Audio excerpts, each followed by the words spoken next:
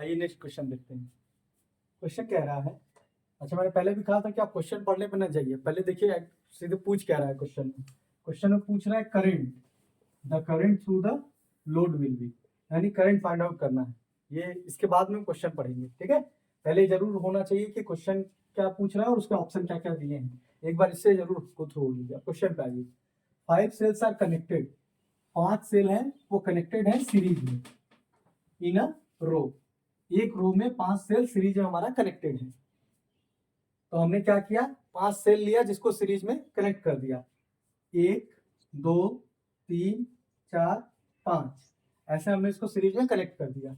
And then 4 such rows are connected, 4 such rows are connected in parallel, यानी ऐसे ही रो जिसमें कि 5 सेल जुड़े हुए हैं, ये 4 पैरेलल में लग गए, ठीक है। पहले हमने क्या किया, 5 सेल लिया, उनको आपस में सीरीज में जोड़ दिया, फिर ऐसे ही एक रो को 4 रो में बना दिया। अब ये क्या है, ये क्या कर रहे हैं, करंट प्रोवाइड कर रहे हैं किसको, एक रेजिस्टिव लोड को, ठीक है, एक रेजिस्टिव लोड को जिसका ओम कितना है, ठीक है, 1.25 ओम इस लोड प्रोवाइड कर रहे हैं। हम चाहे यहां से निकाल लें, चाहे यहां से निकाल लें, कहीं से भी निकाल लें, हम मानते हैं कि हम क्या करते हैं, इसको हम यहां से निकाल लेते हैं। ऐसे हम यहाँ पे लोड कनेक्ट कर देते हैं हम यहाँ पे इस तरीके से, एक यहाँ से निकाल लिया और एक यहाँ से निकाल लिया, पॉजिटिव नेगेटिव से निकाल के, और हमने इसके अक्रॉस क्या लगा दिया, लोड लगा दिया, लोड, ठीक, ये हमने लोड लगा दिया। लोड कितना है, 1.25 ओम का रेजिस्टेंस है लोड।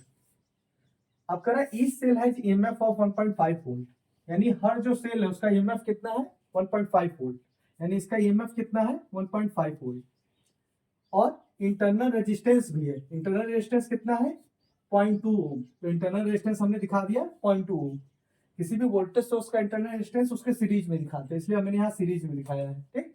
वोल्ट ईएमएफ का सोर्स यानी सेल और उसका ईएमएफ की वैल्यू और उसका इंटरनल रेजिस्टेंस, इसी तरह ये सब हो जाएगा 1.5 0.2 1.5 0.2, ठीक। कह रहा है करंट कितनी होगी, तो हमको करंट का फॉर्मूला पता है, current equal to V by R, यानी कि हम वोल्टेज निकाल लें और रेजिस्टेंस निकाल लें तो हमारा करंट निकल सकता है।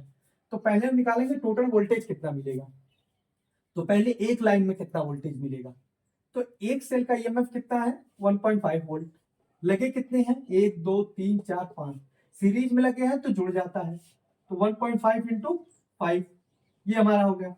अच्छा, ऐसे केस में आप इसको मल्टीप्लाई ना करिए, ऐसे ही लेके चलते रहिए, जब मल्टीप्लाई करने के बाद लास्ट में हम देखेंगे मल्टीप्लाई करना है क्या करना है, फायदा होता है। ये हो गया एक का। अब हमको पता है पैरेलल में लगा है तो सबका ही हमारा वैल्यू जो वोल्टेज का आएगा वो इतना ही आएगा, क्योंकि पैरेलल में वोल्टेज सेम होता है। अब रेजिस्टेंस की बात कर लेते हैं, तो टोटल रेजिस्टेंस जो हो जाएगा, टोटल रेजिस्टेंस जो हो जाएगा वो हो जाएगा resistance of load plus internal resistance, internal resistance, ठीक। तो लोड का रेजिस्टेंस कितना है, 1.25। अब इंटरनल रेजिस्टेंस निकाल लेते हैं, इंटरनल 0.2 ओम है, एक का 0.2 हो गया, तो 5 सीरीज में लगे हैं, तो आर इंटरनल अगर हम यहाँ पे निकाले तो आर इंटरनल बराबर एक लाइन का 0.2 इंटू 5, 0.2 इंटू 5, ये 1 ओम हो गया। क्यों, क्योंकि पांचों सीरीज में लगे हैं। अब क्या है कि ये इस लाइन का रेजिस्टेंस हुआ, वोल्टेज तो सेम होता है लेकिन रेजिस्टेंस सेम नहीं होगा। एक लाइन का रेजिस्टेंस हमारा कितना हो गया, 1 ओम हो गया, एक लाइन का रेजिस्टेंस 1 ओम, ऐसे 4 लाइन है। तो हमको पता होता है कि अगर सेम रेजिस्टेंस n टाइम्स में जुड़े हुए हैं, कि अगर ये रेजिस्टेंस है, ये रेजिस्टेंस है, पैरेलल में जुड़े हुए हैं, इनकी वैल्यू r है और ये n जुड़े हुए हैं, तो रेजिस्टेंस की वैल्यू हो जाती है r/n। तो हमारा इंटरनल रेजिस्टेंस हो जाएगा 1/4, 1/4 यानी 0.25, ठीक है। तो r इंटरनल हमारा हो गया 0.25, ये हमारा हो गया 1.5 0 या 1.5 कह लीजिए, r हो गया। अब i equal to V by R total कर देंगे, आर टोटल कर देंगे, तो इक्वल टू वी हमारा कितना है, 1.5 इंटू 5 अपॉन आर टोटल 1.5, 1.5 से 1.5 करके कितना आ गया, 5 एम्पीयर। करेक्ट ऑप्शन हो जाएगा 5 ampere. Okay, all the best.